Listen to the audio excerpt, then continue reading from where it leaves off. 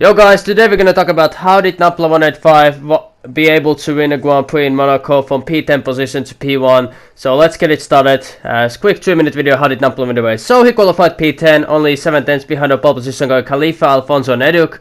And yeah, and now lap 1 race starts. Lap 2, it's already a safety car, and this is the big game changer how Nappula gained so many positions at the start. As you can see, when the safety car arrived, we had Khalifa, Alfonso, Taze Leroy, Tici, Wickmill, Semi-Larrican, so basically 7-8 drivers pitting, and then Nappula and Cam from P10 and P13 deciding to stay out, to risk it for the chocolate biscuit, because we had almost every single driver who pitted in lap 2 to change to mediums or new softs or new hards, but Nappula and New Zealand Cam decided to stay with a one stop, and it inherited the lead of the Grand Prix. Right? So, well, and now as you can see, Khalifa and Alfonso Gomez go in massive traffic, and now the safety car is off, and as you can see, Nappula and New Zealand Cam have free track ahead of them as Alfonso and Khalifa start fighting each other, which is a big mistake when you are in the traffic.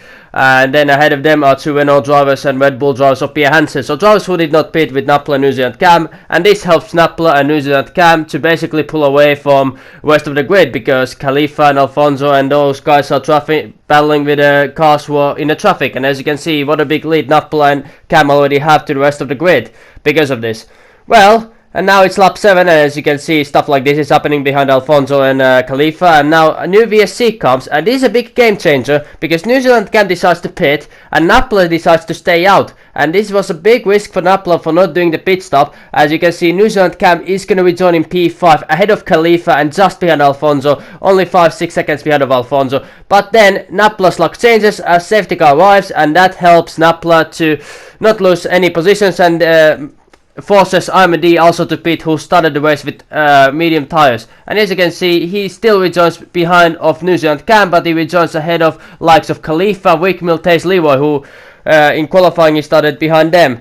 But then a new safety car comes, and because Alfonso had 20 lap old hard tires, 90 lap old tires, he had to pit. And that inherited the lead to New Zealand Cam, who did a pit stop in lap 7 during the VSC, and Nappula, who pitted in lap 11 with Ahmadi. So that's your 1, 2 and 3, right? But then stuff like this happens. Ahmadi, Wickmill and Alfonso Gomez start to battle each other in a worst way possible, going side by side in hotel hairpins, in a corner 9, corner 8, and this really helps Nappula and New Zealand Cam to pull away from these drivers, because as you can see, Alfonso Gomez was really frustrated during the race and was going side by side everywhere, and this was the last maneuver which helped New Zealand Cam and Nappula to really to be battle on their own, as they already have over 8 seconds to the previous cars, and this was the game changer and how the race went for the last 12 laps. But in the end, the penalties played a big role, as Alfonso and Semi-Larrican were able to still catch up to Nappula and New Zealand Cam, but